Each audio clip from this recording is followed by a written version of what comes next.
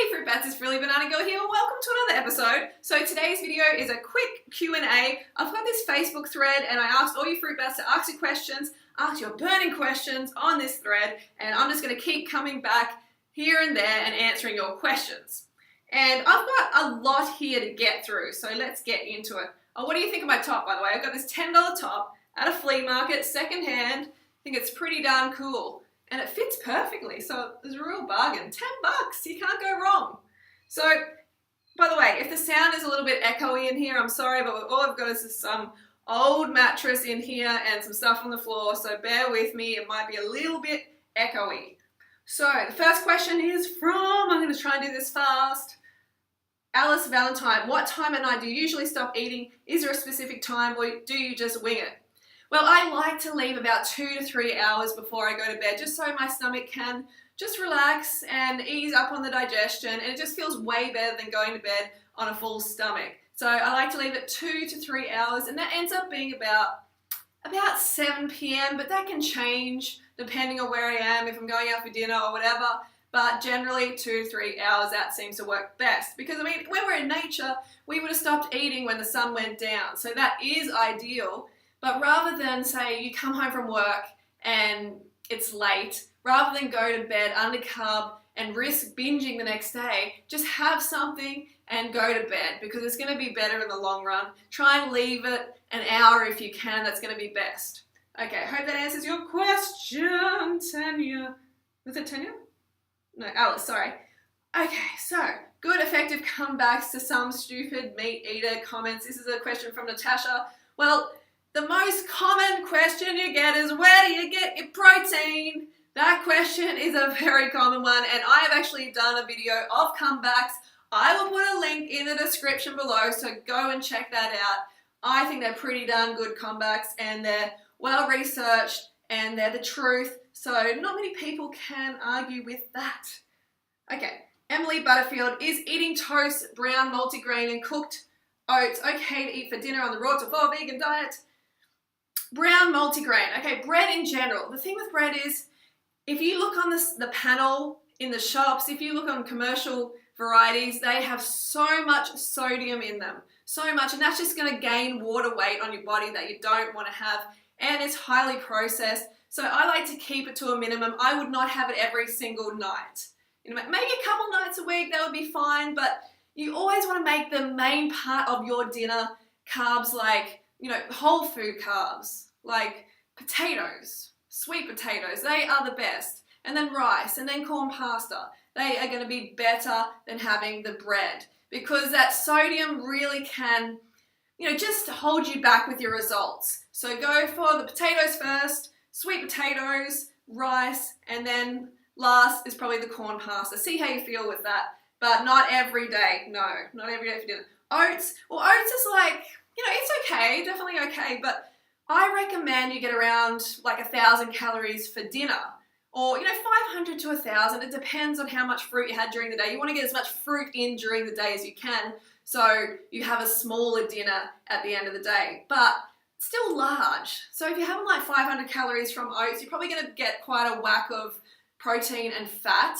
So you want to also keep that to a minimum and focus on the potatoes and the rice and the pasta before you have the oats. But see how you feel. See how it goes for you. See if you're getting those results that you really, really want. If you're not, then cut it back a bit. Maybe have it 1 to 2 nights a week and you'll be fine. Okay, I hope that answers your question, Emily. When chicken cross the road. We already did that one last time. When you lose a lot of weight and get saggy leftover skin, is it possible to heal this over time with Raw till 4 or Raw vegan? Well, look, it's just such an individual thing. I mean, say, if you are 400 pounds and you came to this lifestyle and now you're 120 pounds, that is a huge amount of loose skin that you're going to have. So you've got to be realistic about it. The body, the diet, food can only do so much. If you've really, really damaged yourself, then you may end up having a loose skin for a very long time, but it's hard to tell. It's hard to tell. It could take you 10, 20 years. I know a number of people get an operation, they get the skin tucked in, basically, and that's a pretty serious operation it is, but I've known a lot of people to feel better after that. So I would give it time, see how you go. The good thing is, the beauty of it is, this lifestyle is going to give you the best chance possible for your skin to bounce back. I mean, I've experienced that myself. And when it comes to like stretch marks, I used to have pretty serious stretch marks on my thighs and butt, and I've got very faint ones on my butt now. They've faded so much. So that's been 8 years worth of waiting for that. So when it comes to the skin, it may be so much more. So just be realistic and be patient with yourself and with your healing. Okay, what is your opinion on vegan protein powders? This is from Rachel Skellett. Well, look, the thing is, you don't need extra protein on this lifestyle. It's really easy to meet your protein requirements. Okay, you just eat a wide range of fruits and vegetables. You don't even have to eat nuts and seeds. You don't have to meet your protein needs. It's so easy. We've just been conditioned to think, we need all this protein. We need all this, meat and dairy, and we're going to be weak and unhealthy and die of protein deficiency or some shit like that. That's not going to happen, okay? You don't need a lot of protein. But if you have a choice between obviously having a non-vegan protein powder and a vegan one, you go for the vegan one every time. But don't be overly worried about protein powder, about getting in a lot of protein. So I would say just don't bother.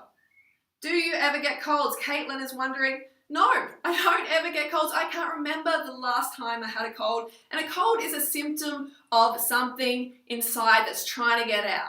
Okay, like when you get phlegm and stuff like that, phlegm is like a transport medium to transport something that's not meant to be in your body out of your body. So you're coughing it up, blowing your nose, and that's because the body is going, get this out, get this out. And it's so much to do with diet. So much to do with diet and lifestyle. So when I change to this lifestyle, I don't suffer from that mucousy effect anymore. So it's fantastic.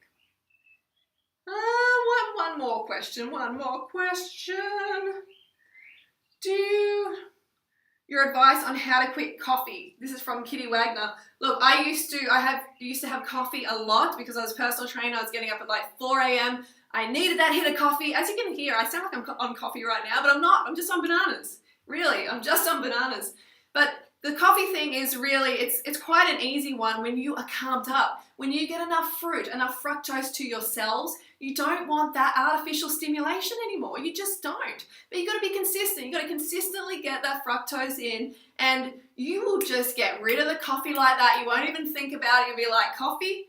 When did I ever want coffee? Why did I want coffee? And the beauty of it is when you get those stimulants out of your diet, out of your body, then your body can start to heal your metabolism, because that's a big no-no when it comes to your metabolism, having stimulants in your diet. So get it out as soon as possible. Carb the fuck up so you don't even want stimulants. You don't want caffeine. I promise it is very, very effective. All right. I hope that answers some of your questions. We're going to do another one of these sessions soon. Let me know if you like it in the comments below. Give us a thumbs up if you like these Q&A sessions. Also, leave your questions down below. I'm sorry if I can't get to all your questions. There's only one of me and I've got questions flying at me all the time, but I do my best. So, I hope you enjoyed that. I will see you soon. I will see you on Monday. Don't forget to go fruit yourself.